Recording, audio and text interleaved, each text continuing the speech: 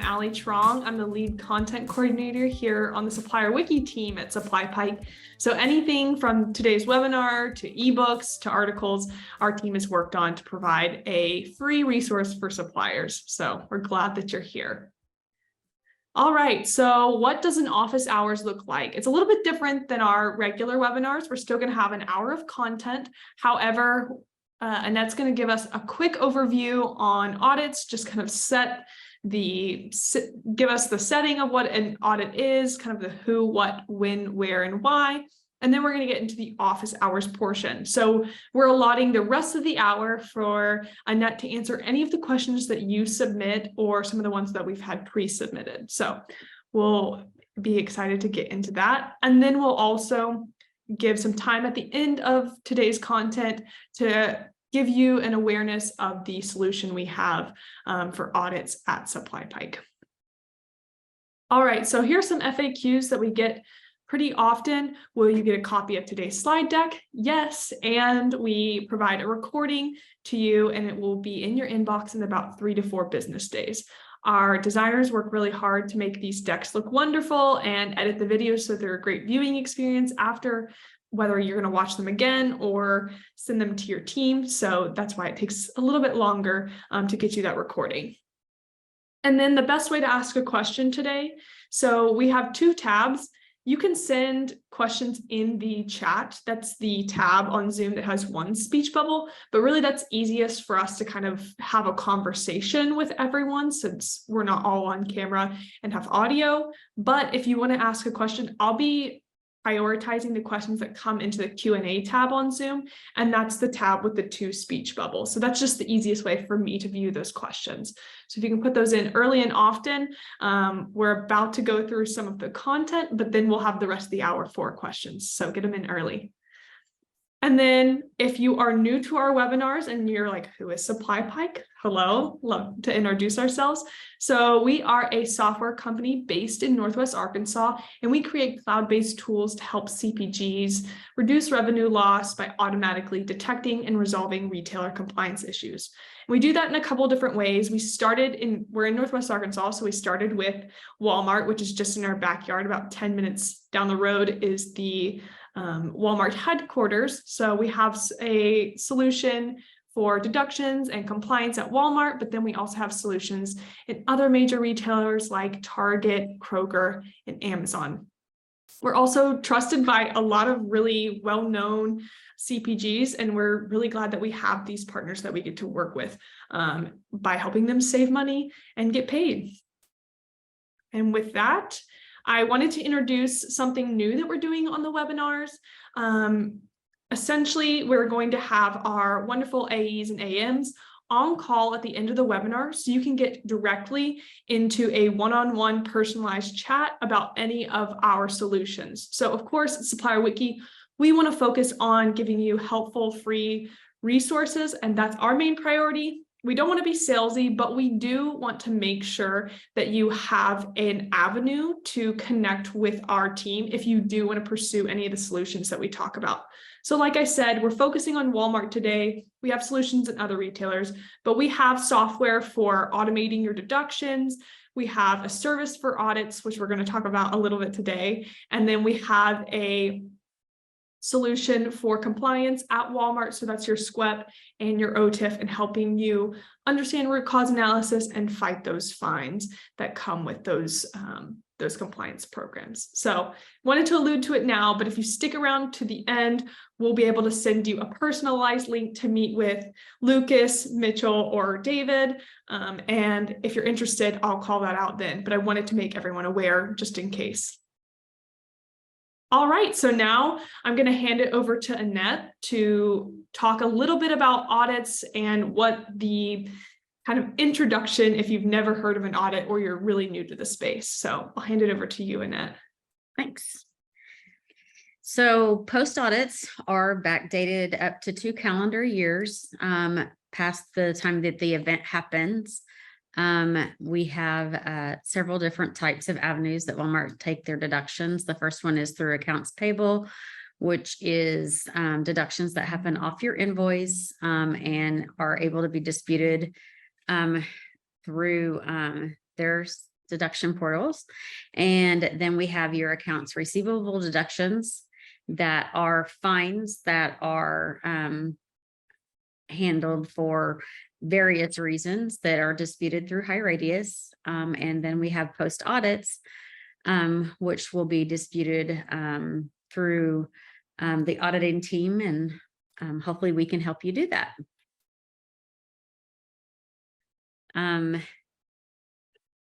It's hard. It's almost impossible to pull hard numbers to say, hey, you're going to get this audit. This is what you're expecting. Because in the vendor agreement, there's so many different avenues that change that. There's negotiations that happen. So typically you'll find about 3 audits per year, sometimes more, sometimes less, depending on your room of business and how often that you make changes to your pricing or lane rates or anything like that. An average audit is about $75,000, and it can go into 7 figures.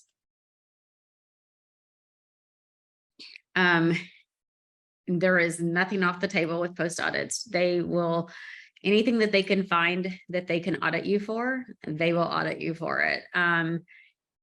They can come back if you've negotiated, let's say you negotiated a co-op and it was never actually deducted. So they can come back up to 2 years later. The post audit team will find that and they'll come back and they'll deduct for it. They'll file claims for missing pricing deductions that should have happened, or right now the excessive defectives. So we can help dispute that process through approving the post audit of what you get by researching them and filing a claim back against post audit to try to get those repaid.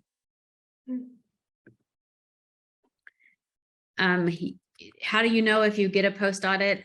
Post audits are now all handled through third parties with Walmart. So you will get an email that the auditor will send you, and it will basically have the claim detail attached to it with a little verbiage with an audit package that will tell you, the type of audit that it is, the amount that they're deducting from you, with a list of all the POs, all the invoices, all the items, or any of the detail that they need to include. That will be part of that package that you get.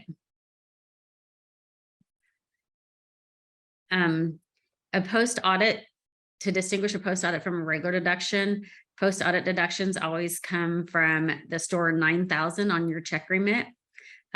Post audits are a 9-digit audit number. The first digit corresponds with the auditing firm.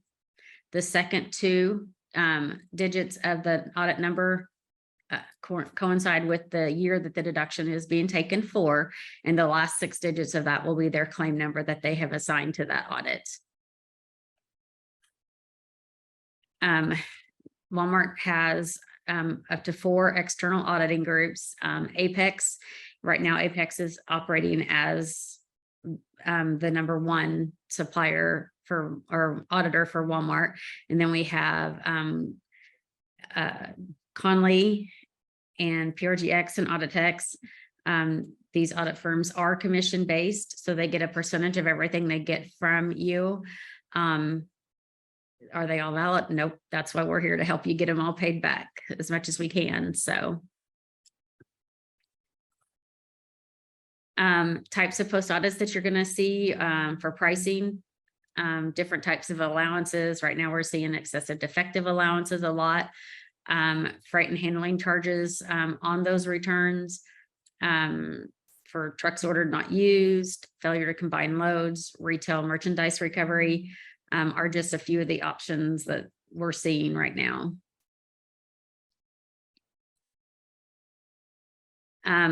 So a post-audit disputing process timeline, typically you'll receive the package in the email, and then you'll reach out to the auditor directly with the information in the packet, and that could take up to 15 days. Sometimes they'll ask for you to respond in a shorter amount of time.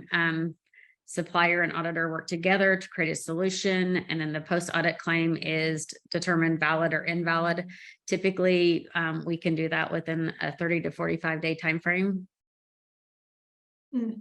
And it could take, it's not an easy process when disputing, but it's something that we can work together on and communicate with you throughout the process.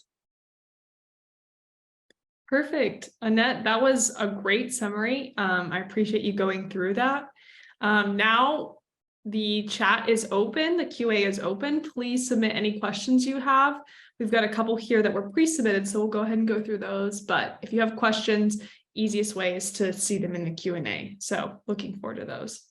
Annette, you talked a little bit about the suppliers that work on this, but can you speak to what type of teams are going to be dealing with post audits? What are their roles? And maybe some best in class examples that you've seen when it comes to working cross-functionally with these post audits. So typically post audits are handled by various people within the company with the suppliers. Typically, if it's a pricing audit, then the salesperson for that supplier will get involved because they're the ones that will have the communication on what was negotiated as far as the pricing and know if it was accepted or not. The freight and handling for excessive defectives, that's all handled report based. I mean, everything can pretty much be pulled on different reporting. It's just basically reworking from the start to the finish of all their audits and stuff. And then sometimes you have to go to your logistics teams and request bill of ladings and provide proof that you give the proper documentation to the carriers. So there's several different people that could be involved in it, and every different audit type has different amount of people that's involved in it. Which can make for a really long, strenuous process, especially on the supplier side. So, yeah. We did have a question you were talking a little bit about defectives, and maybe we should just kind of level set what that means. Lisa asks, when you say defectives, are you referring to spoils? Not sure how we're using this term. If spoils are typically, it can be spoils. If you're a food supplier, it's where the spoils would probably come in at. Defectives, anything that is unsellable is considered at their level a defective. That's kind of the term that we use on that. So. Okay, so just to kind of add to that definition, it'd be anything that would go through maybe a returns process. So let's say it was something that you're receiving a post audit on and you've already had it deducted. Maybe it came through as a return code and then you're seeing it again in that post audit under excessive defectives. Yes, because what they do on excessive defectives is they take the defectives, and if you give an allowance off your invoice, then at the end of the year, they true up those numbers. And if they say that defectives were more than the allowance than they were given, then they're going to come back and take the difference. Right. And I'd love for you to speak to the point of how valid are those claims when they're coming back to true up allowances? Are you seeing those being more invalid, valid? What's the temperature there? I have seen about 50% of the audits that I have researched are invalid. There's different scenarios. There's a lot of additional information that seems to be being used when pulling the reports by the auditors, that when I pull it on my side, that is like, okay, these aren't matching up. And I think it's all in the third party saying, oh, there's a gray area here. Let's find that gray area and try to add some more to it. So about 50% of what I've been researching has been invalid. Wow. And that's like an overview of all of the claims that you've been looking at, 50%. And that's also not a small amount. That's not, $18 deductions. That's like $500,000. Exactly. Yep. Wow. Very interesting to hear from you. We have a couple questions that came in. It was like rapid fire. Prior to deducting, the auditing firm must notify the vendor 30 days in advance to deducting, or is there something different there? It all depends on the audit size, and I don't remember right offhand what the audit sizes are, but right now they're sending you an email saying, hey, you have 5 days to respond for this. With Apex, they're sending you the email saying, hey, you got 5 days to respond, but they're so far behind on replying to you that audit has been already set up for deduction. And 90% of the time it's going to be deducted before they even get to your response of an email telling you that, they're going to deduct that. Wow. Mm-hmm. To the point you're making about the numbers, I think what I have seen, and you can correct me if I'm wrong, is about 100, like 0 to 100 grand, maybe upwards like $500,000, 500 grand, they're auto deducting. But when it's such a large amount, I've seen that they're not auto deducting. Is that kind of what you've seen? Some of the audit firms are holding off on the larger dollar amounts until they do have time. Some of them will give you 15 days to research them. And then they will hold off on sometimes on the bigger ones. So they do allow a little bit more time for researching on those, but yes, that is correct. Man, and correct me if I'm wrong, I've seen it kind of two prongs, like it's either dollar amount or it's history of claims. So if you're a supplier that really hasn't had a lot of claims, I've seen that they don't auto deduct, but if you have a history of claims, they're like, all right, let's just deduct it. Mm-hmm. They use that as by the ones that they're seeing repetition in. They're like, oh, they've had these before and they were valid. And a lot of times the suppliers may not have disputed those other audits. And so they're like, well, they didn't dispute them in the past, so we're just going to continue to hit them with these.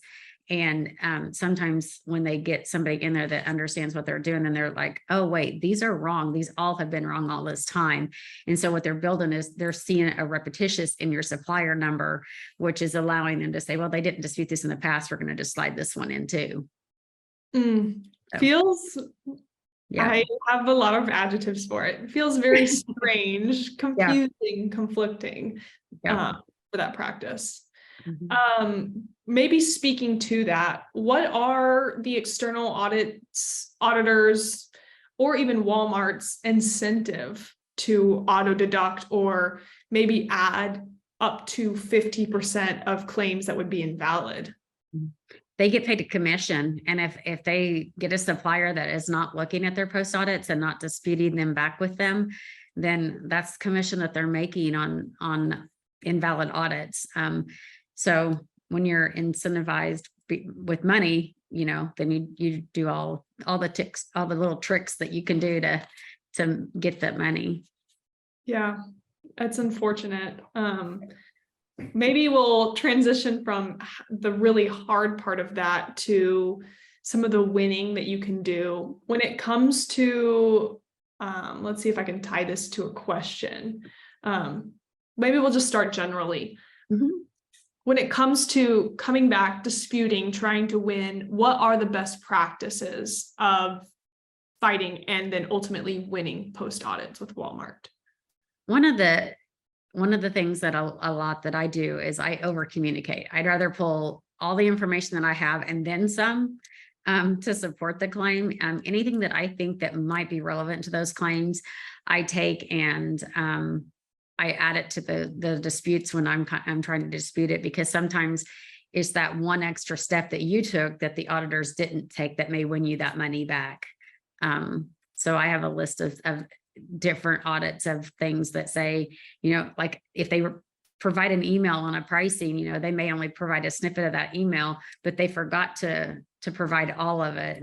And a lot of the communication, some of it's done verbally. So then there's other documentation that, you can get to kind of offset that, so I always add in anything and everything I can find and make sure that the full email is there, or the full documentation is there, not just the pieces that they want you to see. Yeah, I have heard you mention that in some of your research of, having to have tough conversations with suppliers who are like, well, we had a verbal agreement. Mm-hmm. Did you follow up with an email after the meeting saying, thanks for the meeting, here's what we agreed on, can you confirm? And that has saved post audits before. But those verbal over the phone conversations over Zoom, sometimes if they're not documented, can kind of be that smoking gun. Yeah, and that's a big thing right there is even if you agree to something in a phone conversation with the buyer is following up with the email, get them to confirm in the email that they agreed to that discussion. And that was what happened. And that way you have that to support your claim if an audit comes in later. Yeah, exactly. Kind of back to that timing, I promise everyone I'm trying to keep up with the questions. They are flowing in. So we'll get to all of these today. When it comes to timing, so what can the vendor do in the event that the auditing firm fails to provide the advance notice prior to deduction? Is there any leverage that you can have if they're not giving you that timing before deducting? Pretty much you don't have anything. I mean, they have control because they have the access to be able to hit that check with that deduction. But the quicker you can get on that audit and get it researched and get all the information back to them to say that it's invalid, the quicker turnaround. Some auditing firms are really good about, hey, you're right, you provide me everything I needed, let's get this reversed. Some are not. Some will drag it out forever, some won't. It just depends on the person and the auditing firm and the information that you're providing to support that documentation. If you provide them everything that they should need, then it should be open and closed. Okay, that's good to know. I have heard, and confirm if this is a best practice, that if you receive that email, respond immediately. Even if you haven't done any research, even if you have no clue if the claims are invalid or valid, just say, great, I'm following up with the research that I have. We're going to work on just figuring out how to true up this best as possible.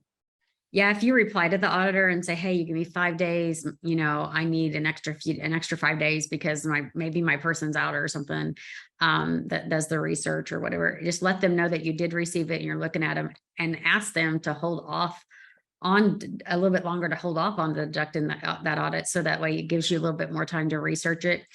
It's a 50-50 on that one as well. Sometimes they'll say, okay, I'll give you an extra 5 days. Or sometimes they'll say, sorry, but we only give 5 days. That's it, so it never hurts to ask. Just in communication, I can't emphasize I'd rather over communicate than not communicate enough, especially when it comes to, getting thousands and thousands of dollars deducted from my check. Exactly. Yeah. I've heard, Annette, from some of the stories you've told, from talking to suppliers, just sending that email ahead of time, like you said, working with them, being as proactive to communicate and show that you want to be helpful in resolving this usually lends itself to having the best results with your auditor, whether they're really compliant to hear your side of the story or not. Yeah, if anything else, you're creating a relationship with that auditor, and that's a big thing is, getting them to understand, hey, we understand there's probably some issues here, but we don't feel it's this bad, and building that relationship with them. Yeah, definitely. I wanted to spend some time on a comment that one of our attendees made. They said the disputing process has changed. The vendor is no longer able to directly contact the auditing agent. The portals are not vendor friendly. We have to go around the portal in order to have higher success with our disputes. No explanation for denials are given in the portal. Why? Annette, do you have any experience, or can you speak to that? Most of the post audit deductions are actually handled via email with the auditing firms. I haven't seen where they've started doing that in a portal. I know that like the high radius claims are a lot harder if they're deducted in high radius. If an audit is generated and the supplier didn't get back to him, but for some reason the auditor didn't get it deducted, sometimes it will show up in high radius. And unfortunately, that's where you would have to dispute it through. But I would also, there's an email on those audits that I definitely would follow up on with the email addresses that's on there and say, hey, and make sure that the auditing firms have the rightful email addresses. Sometimes they just go out and pick random emails for the company and they're not getting the right person that actually handles that position. So within Retail Link, when you have your users in there, just make sure that it's notated that, this person is in the finance team, or when you see something that comes in later, just notify those auditing firms, hey, that the audits need to go to this email address instead, or copy, 3 or 4 people. I know one of the companies I worked for, we had 5 people copied on every audit that came in, and that way multiple people were getting their eyes on it. That's helpful. Yeah. Just to the question, I had no clue that sometimes those it may be audits, you said, that get bumped over to HighRadius, but they're usually not in a portal, especially not APDP. Those are going to be their own claims. No, they're usually not in any type of a system. It's all Okay. communication. That's good to know. Mhm. And then one piece there with updating emails, if I'm a supplier and that's been an issue, I'm not getting audits or they're going to the wrong person, where do I go to update this so these audits are sent to the right person? You might be able to contact Walmart regular accounting at the the Walmart Global Business Support email address, and just say, if you see a deduction, you're not getting audits. It's just like requesting backup information, and just say, hey, we're not getting our audits. Can you help me communicate, with whoever I need to get that, get the email addresses added to that. Yep, exactly. I would say too, checking, and tell me if this is not what you would say is a best practice, checking the online supplier agreement to see if there is a contact in there that may be incorrect that needs to be updated. So, right.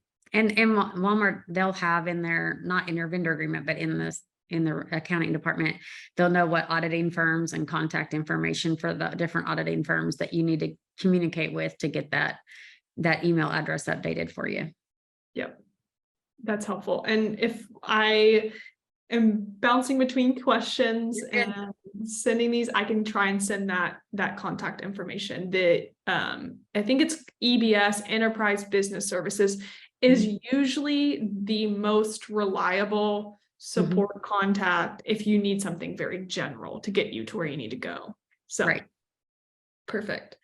And then just to kind of wrap that part of our conversation up, the attendee that provided that question also mentioned HighRadius does not provide two-way communication with the vendor, which is true.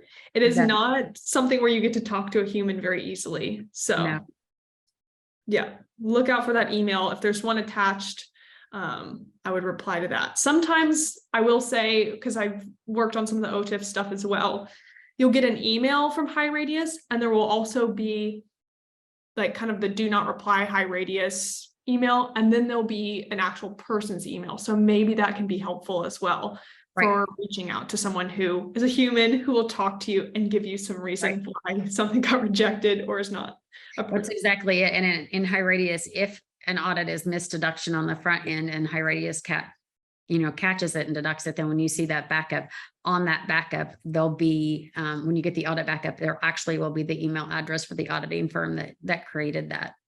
Yes. So these are the tips and tricks of the trade. That's a really helpful tip. So thank you for providing that, Annette. Yeah. And that's why it's really important to reply to those auditors if you get them and say, hey, we're looking at this. And that way, if they come back on the back end and try to deduct it, later, if it hasn't been, then you did start the communication and you were communicating with them and you have that backup. Yep, exactly. We're going to transition into some of the specific codes that are available to receive as an audit and kind of some of the ways we can fight that. So we had one participant say we're getting type TRC 043 from Walmart /Apex for volumes ordered not used. And I believe that kind of falls under compliance as well from the research that I did previously on this. So for this claim, for volumes ordered not used, is it valid and can you dispute it? Are they meaning more like trucks ordered not used? That's kind of how I'm seeing it. That's what I would see it. So this is where the communication piece comes in. If you communicated that, hey, you're going to, this product is going to be cut. We didn't have this pallet of product. It gives them time to put another customer's product in that truck and fill that empty space. If there's no communication on that and you didn't, and you have, that empty space, those are harder to dispute. It's not that you can't, it's that they're just a little bit harder. And that's why I always say, and one of the things I think I remember, not too long ago in one of the classes that I took at Walmart about something was they would rather have too much communication than not enough. So if you're telling them, hey, this product's getting cut, we're going to have more space on the truck available. That's also making sure, your weight and cubes are set correct in the system on your items, because that could result in not utilizing the full trucks as well. That's good to know. Mm. And then when it comes to the validity of those, are you seeing about 50% of those being incorrect as well? Yeah, it's about the same overall. Because it really just depends on what communication took place. And when you get audits like that, you can start identifying if you had other issues that you didn't even know you had, like the weight in the cube. If they weren't originally set up correctly, it could result in this. There's so many other scenarios that could take place with these, but yeah. In terms of if you've won any of these specific ones, trucks ordered not used, some of the other claims that this participant mentioned were TBC 039, as well as that TRC 043. What would you do if you were going to start working on this audit, Annette?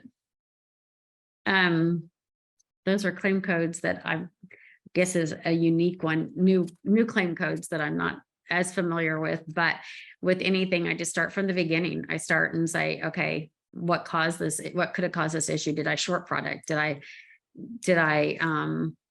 something not get routed correctly on the front end? Is the cube and weight incorrect? I mean, I basically start from the beginning.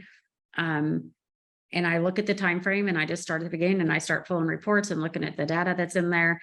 And I basically just start and research it just like an auditor would research to find it. I do the reverse research and determine what's valid and invalid on it.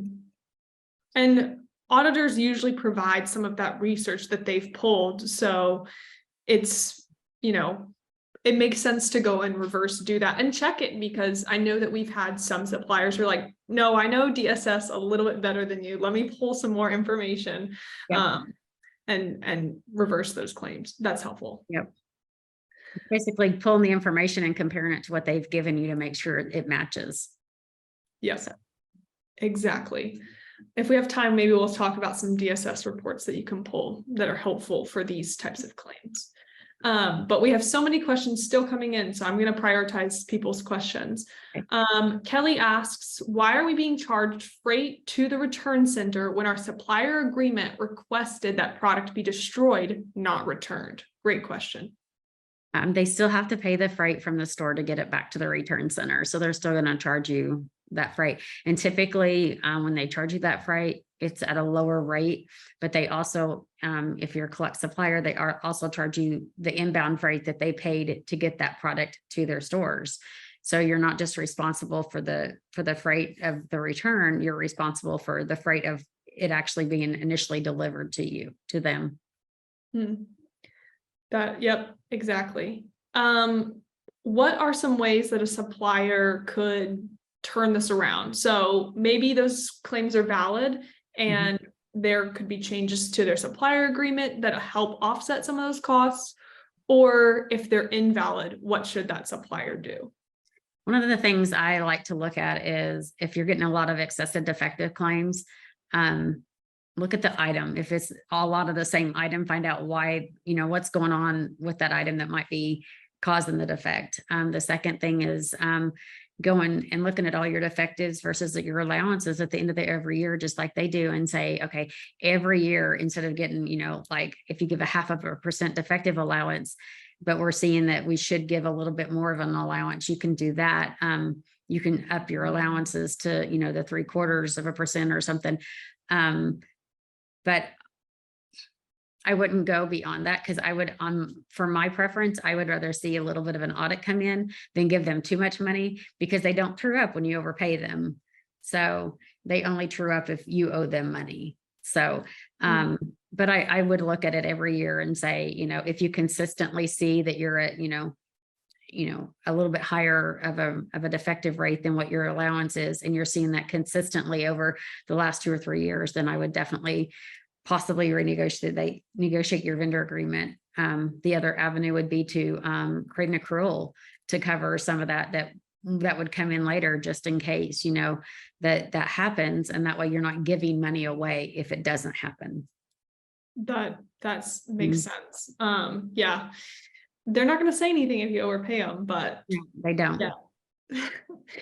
Kind of on the similar vein, when it comes to excessive defectives and returns, have you dealt with stores that are using a return center as a way to dump excess inventory that is not defective? And the second part of that, because I think I know your answer. Yeah. How do you fix that? So I do know on several companies' audits that I researched in the past that last year, especially the stores, if you were marking down product, the stores were taking, instead of putting them in the markdown, they were defecting them out and sending them back to the return center. It was admitted through a buyer at Walmart that was going on, and they know it was going on.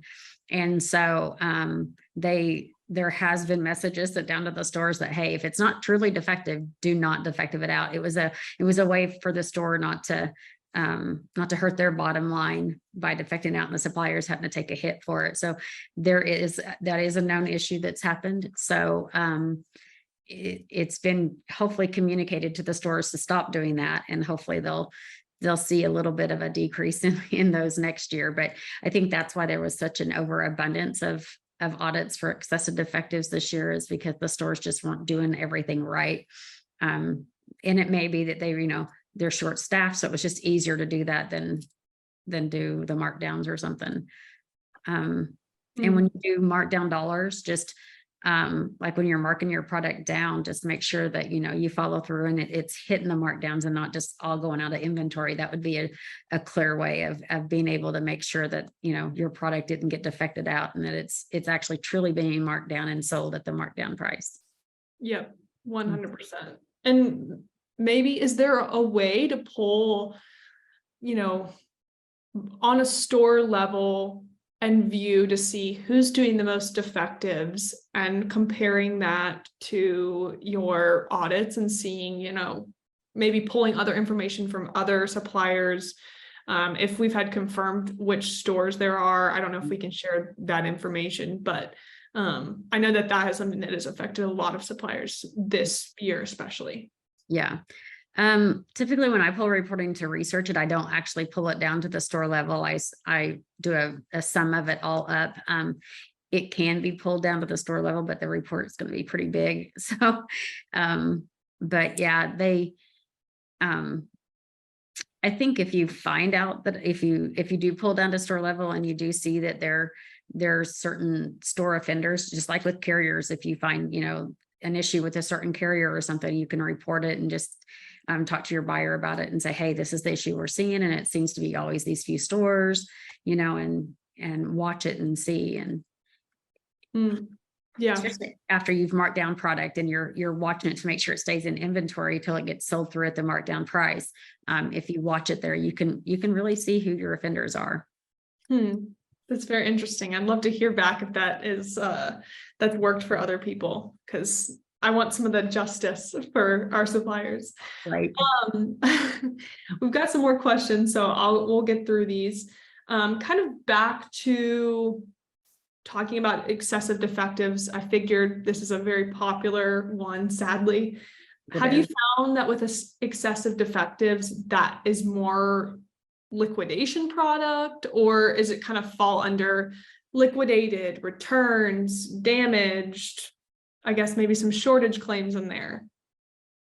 Typically not shortages, but all the others, yes. Typically, if it's been seen that if anything at all is going on in the stores with that product, no matter what, they're defecting that product out, and that's what's causing so many claims.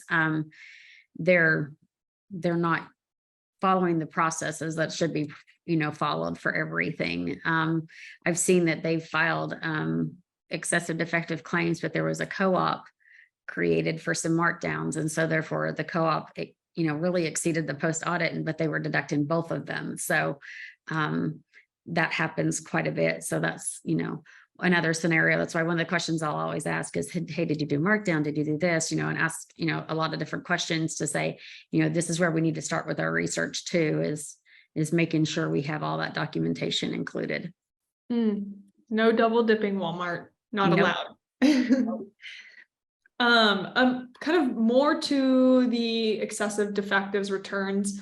What are your recommendations for validating this? So the supplier here is asking about, they have a grocery list of items from FY22 that would be really intensive to research, but there's so many of them, and I assume it's a large amount. They just need some help with how do you even go after that?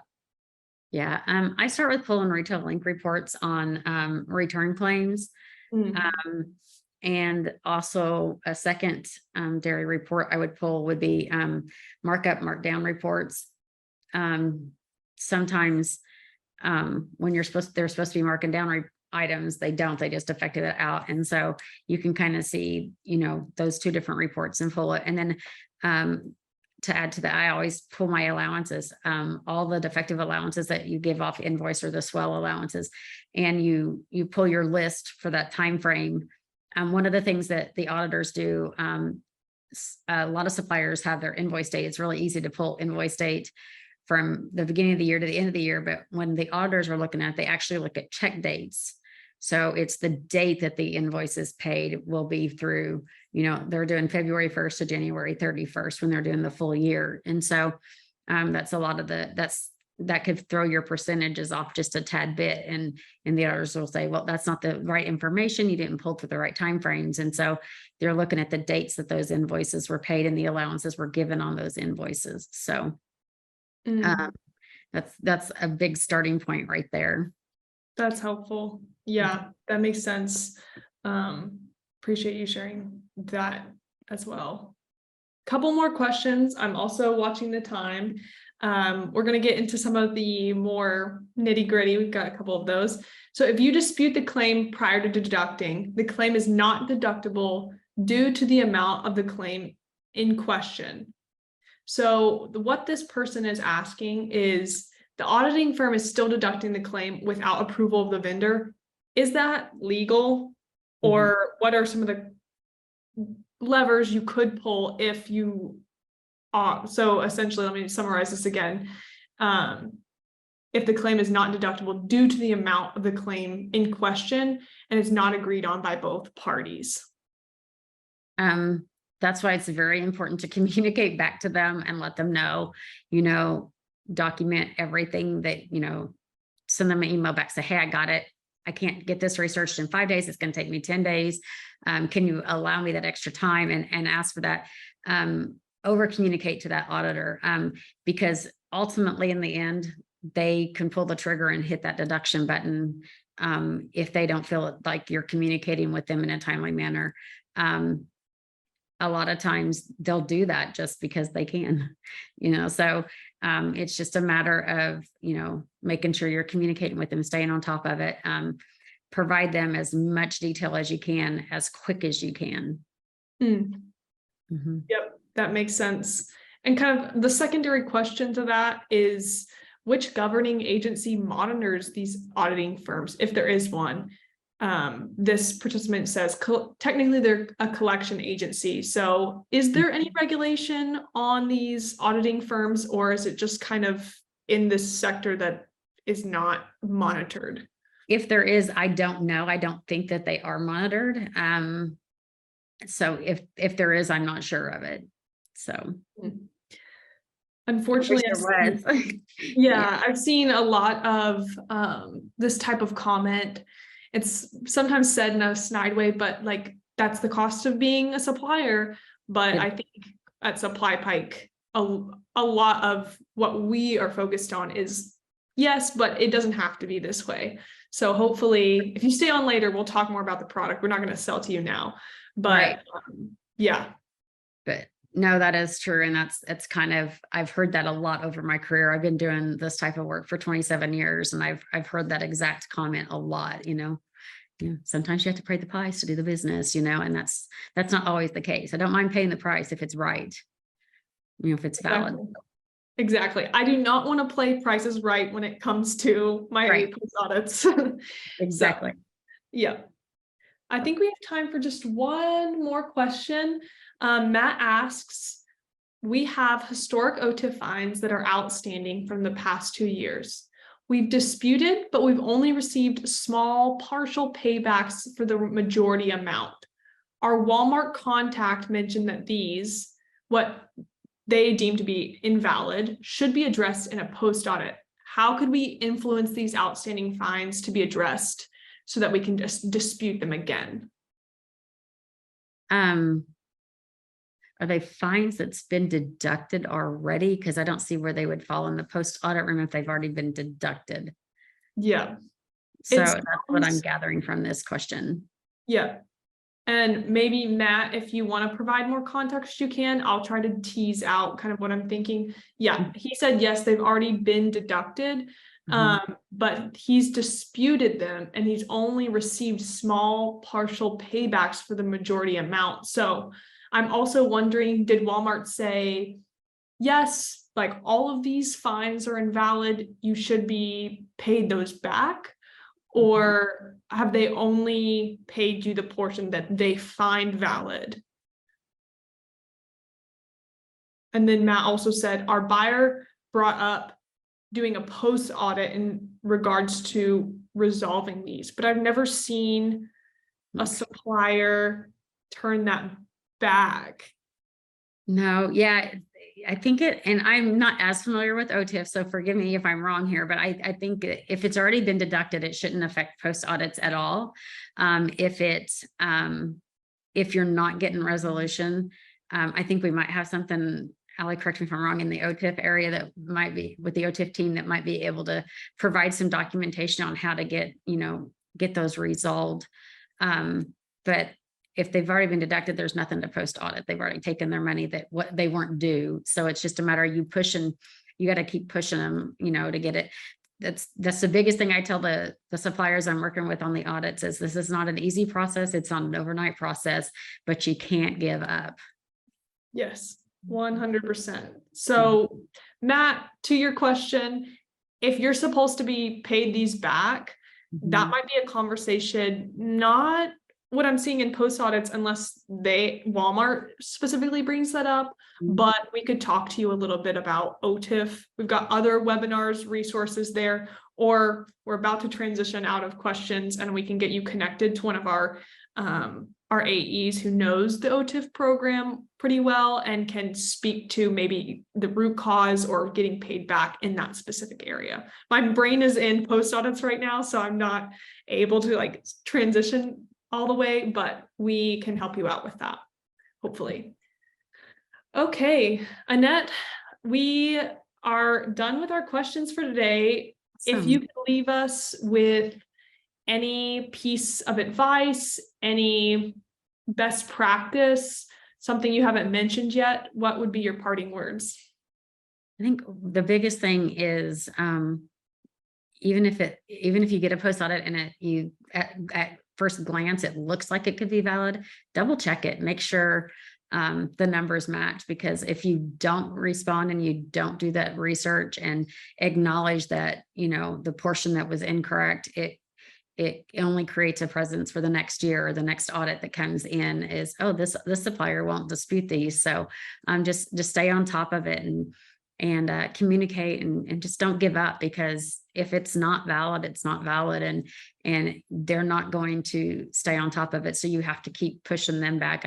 I tell everybody, follow up every week, if you've disputed something, and just make sure you just stay on top of it. Make sure that they know you're not going away until you get resolution on it. Yep. I think that's apt advice, and I appreciate everything you provided today. I know you are a wealth of knowledge in this area, so I really appreciate you spending the hour with us. That kind of concludes our office hours for today. Again, so many claps for Annette and all the knowledge that she's provided us. If you do want to ask some more questions or inquire about our post-audit service, we would love to hear from you. These are our emails, or you can find us at SupplyPike. Some of the other things that I'll just point out is we do have a SupplyPike audit service, and Annette is an integral piece to that. She can provide some more information for you on this particular audit service.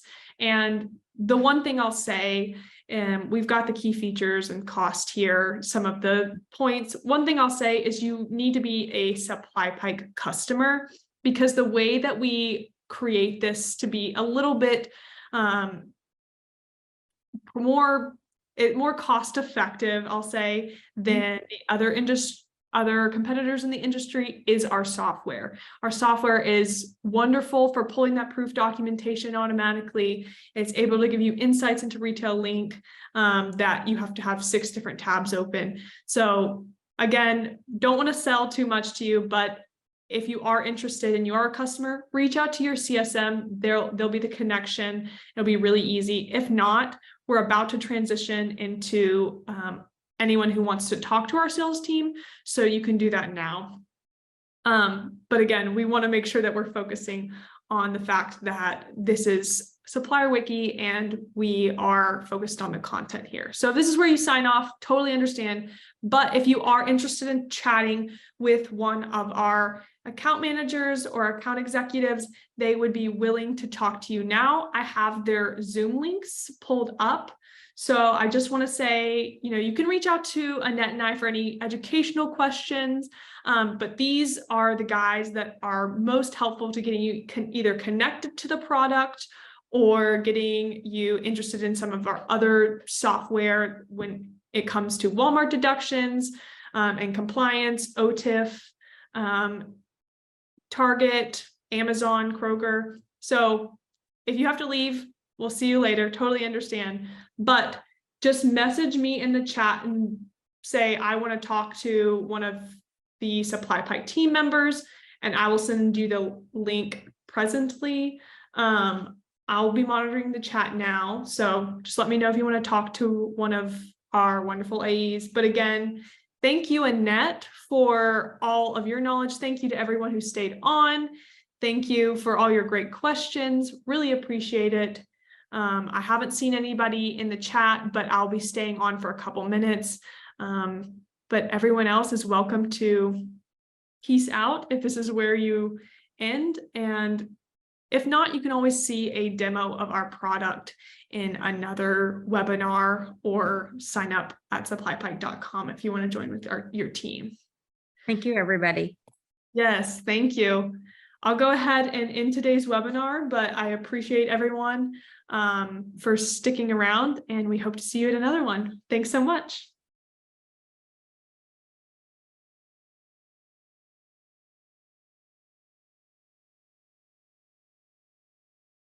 So if anybody wants the link, I can send that to them. I'm watching the chat. If you want to talk to one of our AEs, welcome to do that.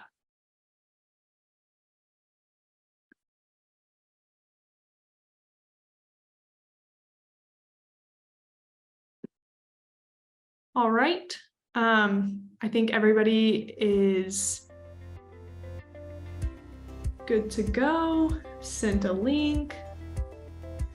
All right. Well, I'm going to end the webinar, but again, you can contact us at supplypike.com to get in contact with any of these guys or myself. All right. Thank you, everyone. Bye.